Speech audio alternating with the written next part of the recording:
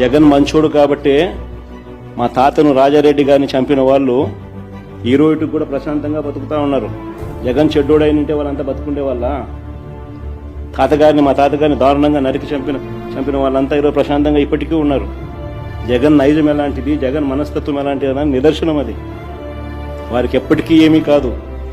ఎందుకనంటే మాకు నేర్పించింది రాజకీయాలు ఎలా చేయాలని మాకు నాన్న నేర్పించింది హత్యలు చేయమని కాదు, చంద్రబాబు నాయుడు గారి మాదిరి ప్రజలకు మంచి చేసి మంచి పేరు తెచ్చుకుని రాజకీయాలు చేయాలని. అది చంద్రబాబుకు మాకు ఉన్న డిఫరెన్స్.